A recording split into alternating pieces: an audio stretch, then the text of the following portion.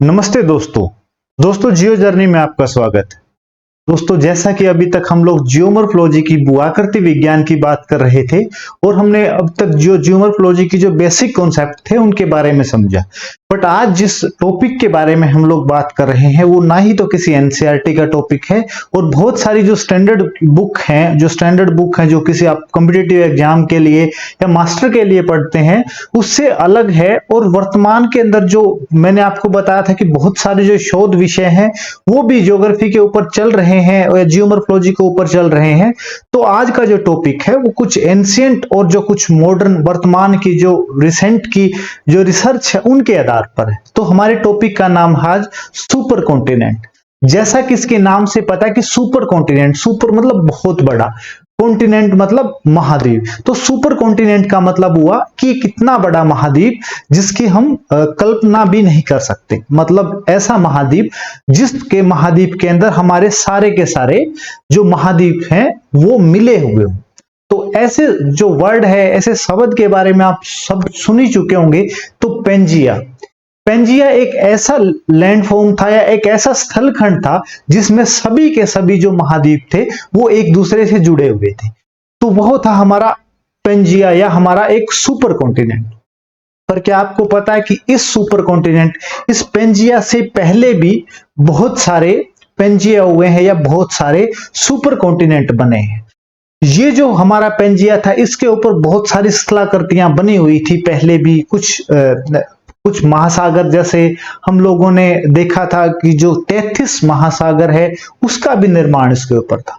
परंतु ये एक दिन की प्रोसेस तो नहीं थी। जो जियोलॉजी है, जो हमारी जियोलॉजी की जो स्टडी करते हैं उसके अनुसार जो हमारा सुपर कॉन्टिनेंट है उसके बारे में कुछ डेफिनेशन दी गई है, कुछ परिभाषाएं दी गई है और उन्हीं परिभाषाओं के आधार पर हम लोग देखते हैं कि जो हमारा पेंजिया था, जब हम उस पेंजिया के बारे में स्टडी करते हैं तो उस पे वो जो लैंडफॉर्म थे वो एक दिन का निर्माण न होके या कुछ वर्षों का निर्माण न होके लाखों या करोड़ों वर्षों की एक लंबी प्रक्रिया का परिणाम थे।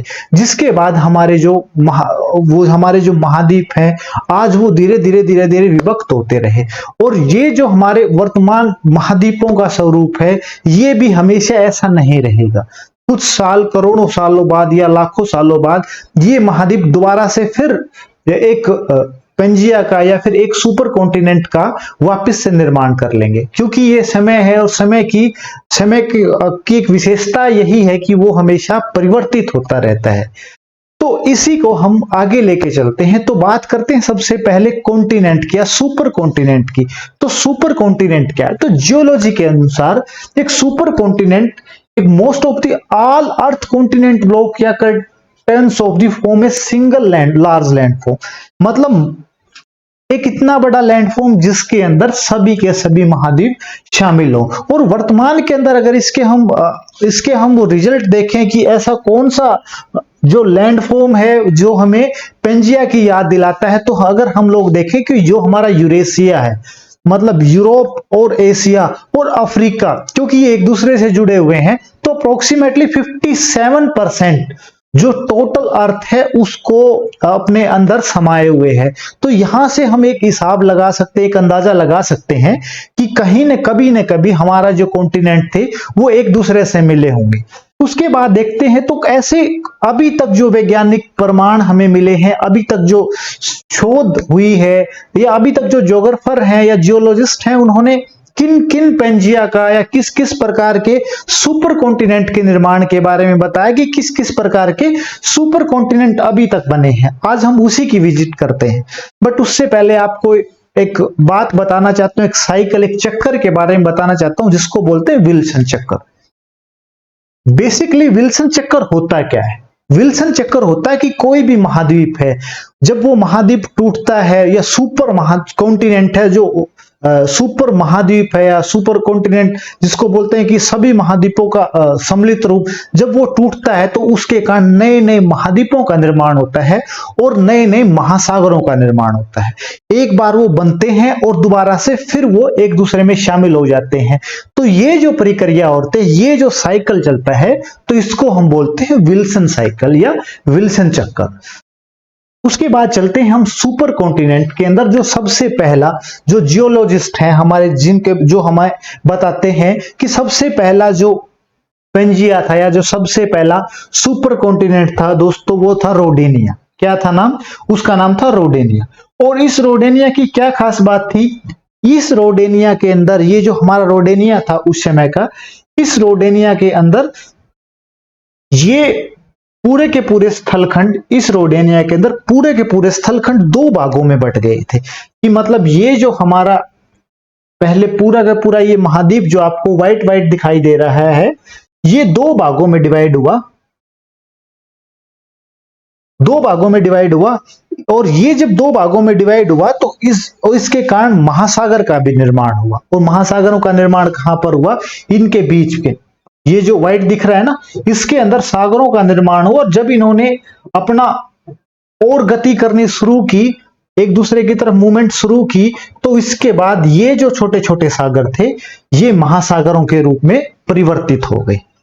एक विशेषता ये थी रोडेनिया की। सेकंड विशेषता क्या थी? कि इस समय जब ये सारे के सारे महाद्वीप, जब सारे के सारे जो कॉन्टिनेंट थे वो जब जुड़े हुए थे, तो इस समय जो हिमयुग था वो लगातार दो बार आया। और जिसके कारण जो हमारी इक्वेटर है, ये जो हमारी भूमध्य रेखा है, इस भूमध्य रेखा के ऊपर दो बार इसको, जो हमारे हिम है या हिमयुग है, जो दो बार हमारे हिमयुगों ने इसको कवर किया पूरी को, और फिर दोबारा से वो मेल्ट हो गई। हम लोगों ने महाद्वीपीय जब निर्माण के बारे में बात की थी तो हम लोगों ने देखा था कि ये जो भूमध्य रेखीय देश हैं, इन पर अभी भी टिलाइट निक्षेप मिलते हैं। अगर अल्फ्रेड वेगनर के बारे में आपने पढ़ा तो ये जो निक्षेप थे, ये कहीं ना कहीं जब रोडेनिया सुपर कॉन्टिनेंट था उस समय ही इनका निर्माण होना शुरू हो गया था। तो उसके बाद क्या हुआ दोस्तों? उसके बाद नेक्स्ट हमारा जो, इसके बाद जो रोडेनिया था, इस रोडेनिया के बाद आया पेंटोनिया या पेनोसिया। कौन सा आया? पेनोसिया। इस पेनोसिया में क्या हुआ? इस पेनोसिया के अंदर जब ये, पहले तो ये था हमारा कॉन्टिनेंट, जो हमारा सुपर कॉन्टिनेंट था पहले तो ये था, बट ये क्या हुआ कि दो भागों में डिवाइड हो गया। और दो भागों में डिवाइड हुआ, उसके बाद इस पे क्या हुआ? हिमयुग आए दो बार, और फिर ये दोबारा से मिल गया। तो जब ये टूटा, एक बार तो ये टूटा, टूट के एक ऊपर की तरफ गया, एक नीचे की तरफ गया, फिर दोबारा से फिर ये वापस मिल गया। तो जब ये वापस से मिला तो इस जो प्रक्रिया थी, ये जो सेकंड कॉन्टिनेंट, फर्स्ट तो हमारा रोडेनिया होगा, जो सेकंड हमारा जो सुपर कॉन्टिनेंट था दोस्तों, उसका नाम था पेनोसिया। क्या नाम था? पेनोसिया। ये हमारा था पेनोसिया। इस पेनोसिया की क्या विशेषता थी? मतलब ये जो हमारा दूसरा सुपर कॉन्टिनेंट था, या जो दूसरा उससे रोडेनिया से आगे वाला कॉन्टिनेंट था, जो सुपर कॉन्टिनेंट था, इसकी क्या बात थी? ये भी दो भागों में टूटा। और ये दो भागों में क्या हुआ? ये देखो, यहां से ये दो भागों में टूटा, एक ये भाग और एक ये भाग। तो ये जो ऊपर का कॉन्टिनेंट था, मतलब जो ऊपर का भाग था, उत्तरी भाग था दोस्तों, वो उत्तरी भाग आगे फिर तीन सब पार्टों में टूटा। और वो तीन सब पार्ट कौन कौन से था? एक तो था बाल्टिक सागर या बाल्टिक आइलैंड, सेकंड था साइबेरिया, और थर्ड था लोरेशिया। एक ये हुआ, सेकंड ये हुआ, और थर्ड ये हुआ, लोरेशिया। इन तीन सब पार्टों में टूटा। अब यहां पर सोचने की बात है इस वर्ड के बारे में। क्या? लोरेशिया। अल्फ्रेड वेगनर ने जो बात की थी, उसने क्या बताया था कि दो स्थलखंडों के अंदर टूटा। एक स्थलखंड अंगारा लैंड था और एक लोरेशिया था। यही कुछ हम लोगों ने देखा था। ये सोचो कि उसने वो वर्ड कहां से लिया, तो उसने ये जो शब्द था, जो लोरेशिया था, ये लोरेशिया उन्होंने यहां पर जो पेनोसिया था हमारा स्थलखंड था, और जिसके बारे में वैज्ञानिकों ने बताया था, इसी से इस शब्द को लिया गया था, इसी से इस वर्ड को लिया था, और फिर आगे अपनी थ्योरी को सिद्ध करते रहे थे। उसके बाद क्या हुआ? इस महाद्वीप के अंदर, ये जब महाद्वीप टूटा, उसके बाद इस महाद्वीप का ये जो बाल्टिक का एरिया था, इस बाल्टिक एरिया ने गति करनी शुरू की इसके साथ। इसके बाद ये इसके साथ निर्माण होता रहा। अब ये अगर देखें, इसके अंदर ये निर्माण होते रहे, और जब ये टूटते रहे और ये मिलते रहे, तो इनके अंदर आप देखोगे कि इनके अंदर जो बाउंड्री है, ये जो बाउंड्री आप देख रहे हैं, यहां पर पर्वतों के निर्माण होते रहे। यहां पर ये जो बाउंड्री है, यहां पर पर्वतों के निर्माण होते रहे।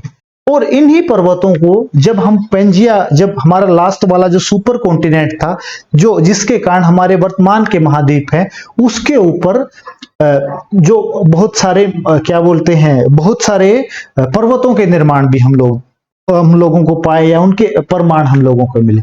सबसे पहले रोडेनिया के कारण हम लोगों को क्या मिला, हिमखंड के प्रमाण वहां पे मिले पेंजिया के अंदर। सेकंड हमें किस बात के प्रमाण मिले, कि बहुत सारे पर्वतों के निर्माण मिले, पर्वतों के निर्माण के प्रमाण मिले। अगर आप देखें तो उस समय सेकंड पार्ट टाइम में ही, उस समय जो हमारा यूरोप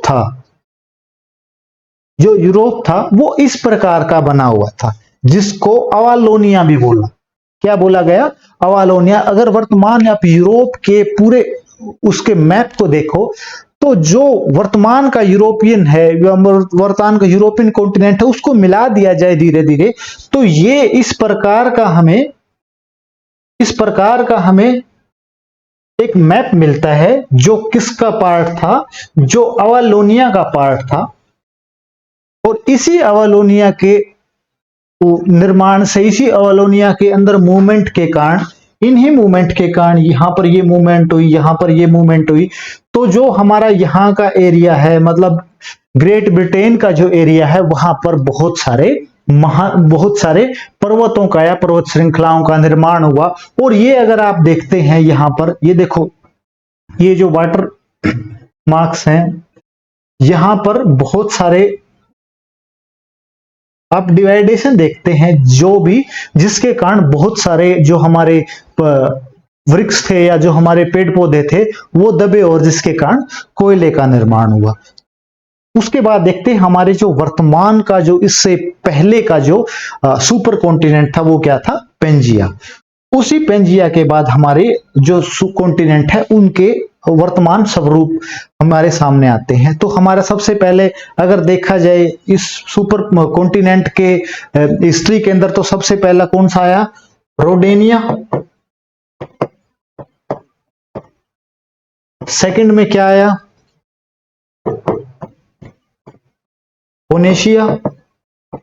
और थर्ड क्या आया, पेंजिया। यही कुछ देखा ना हम लोगों ने।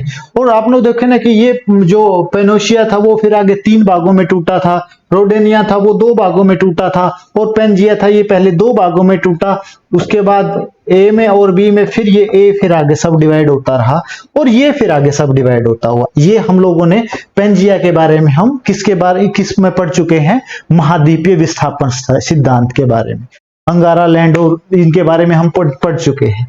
तो अब क्या था, ये जो हमारे पेंजिया था, ये पेंजिया मेन आपको इस सारी हिस्ट्री बताने का सबसे मेन महत्व या सबसे महत्वपूर्ण बात ये थी कि बहुत सारे जब हम जियोमॉर्फोलॉजी को थोड़ा सा डीपली पढ़ते हैं, उसको समझने की कोशिश करते हैं, या कभी आप आपके पूरे के पूरे आपका जो मैप है, वर्ल्ड मैप है, वर्ल्ड का फिजिकल मैप है, जब उसको सामने काफी देर तक देखते रहते हैं, तो बहुत सारे क्वेश्चन राइज होते हैं कि यार ये जो पेंजिया था, पेंजिया तो चलो वो स्थलखंड था, उससे पहले क्या था, तो उस क्वेश्चन का आंसर ये है। उसके बाद बहुत सारे सेकंड हमारे क्वेश्चन दिमाग में आता है कि पेंजिया के ऊपर क्या पेंजिया बिल्कुल फ्लैट था, तो नहीं, पेंजिया फ्लैट नहीं था, उसके ऊपर कुछ महासागर भी थे, जिसका हमने प्रूफ मिला। उसके बाद हमारे थर्ड क्वेश्चन आता है क्या उसके ऊपर पर्वत थे, तो हम लोगों ने देखा कि इसके ऊपर पर्वत भी थे, जिनका निर्माण भी हम लोगों ने देखा। फोर्थ हमारे दिमाग में क्वेश्चन आता है कि इसके ऊपर जो हिमयुग था, या इसके ऊपर जो निक्षेपित प्रमाण है, या फिर डिपोजिशन, क्या बोलते हैं कि ग्लेशियर डिपोजिशन के प्रमाण, वो कहां से आए। तो हम लोगों ने देखा कि जो रोडेनिया था, उस समय जो हिमयुग आए थे, 2 इकट्ठे हिमयुग आए थे, जिसके कारण भूमध्य रेखा पर बहुत सारे जो टिलाइट हैं या बहुत सारे डिपोजिशन के प्रमाण भी मिलते हैं। तो ये बहुत सारे जो क्वेश्चन हम जब वर्ल्ड मैप को या फिर वर्ल्ड फिजिकल मैप को देखते हैं, उससे संबंधित थे, इसलिए आपको ये सुपर कॉन्टिनेंट का मैंने आपको टॉपिक या फिर उसके बारे में आपको ब्रीफली बताया। उसके बाद वर्तमान में एक बड़ा ही इंपॉर्टेंट और एक नया कॉन्टिनेंट हम लोगों को मिला है। और इस कॉन्टिनेंट के बारे में किसने सबसे पहले बात की? तो जो अगर आपने देखा होगा, अमेरिकन जर्नल जियोलॉजिकल जो सोसाइटी है, कौन सी? अमेरिकन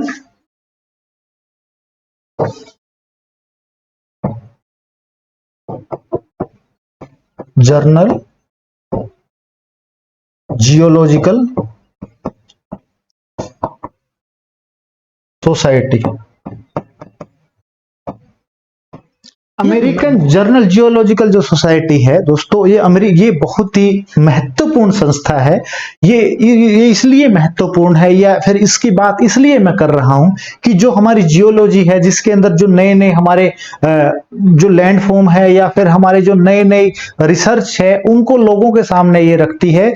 अगर आपको भी आप जियोलॉजी के अंदर या फिर ज्यूमॉर्फोलॉजी के अंदर आपका अच्छा खासा इंटरेस्ट है, तो आप भी इसकी जो वेबसाइट है उस पर विजिट कर सकते हैं और आप उसको और गहराई से, अगर आप उसको डीपली जानना चाहते हैं तो पढ़ सकते हैं। तो इन्होंने बताया कि एक जीलैंडिया, एक न्यू कॉन्टिनेंट हमारी पृथ्वी के ऊपर है जो हमारे 7 कॉन्टिनेंट से अलग है।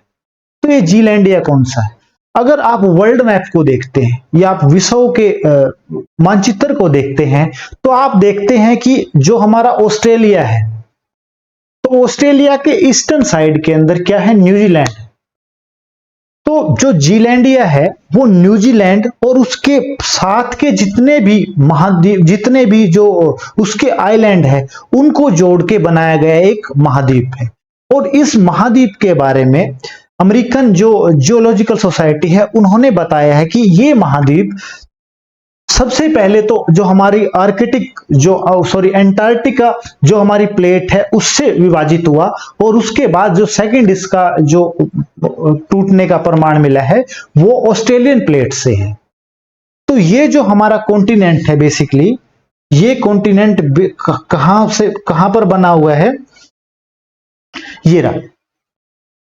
तो ये हमारा जो कॉन्टिनेंट है ऑस्ट्रेलिया के पूर्व साइड में है, और नीचे इसकी जो एक सीमा है वो हमारे जो अंटार्कटिका है उससे मिलती है, और इस पर ही इसकी बाउंड्री है।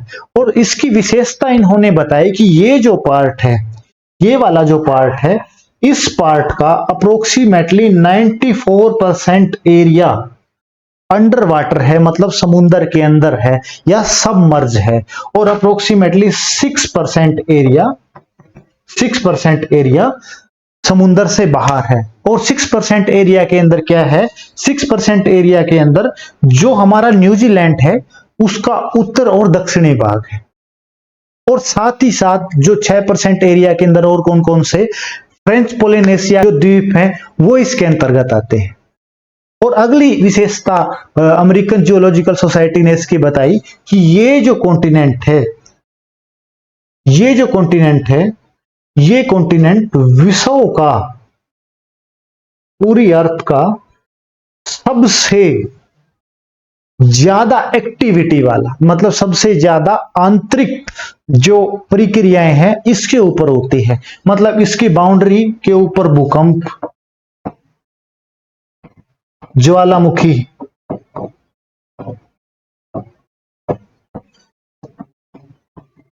अपवर्ड,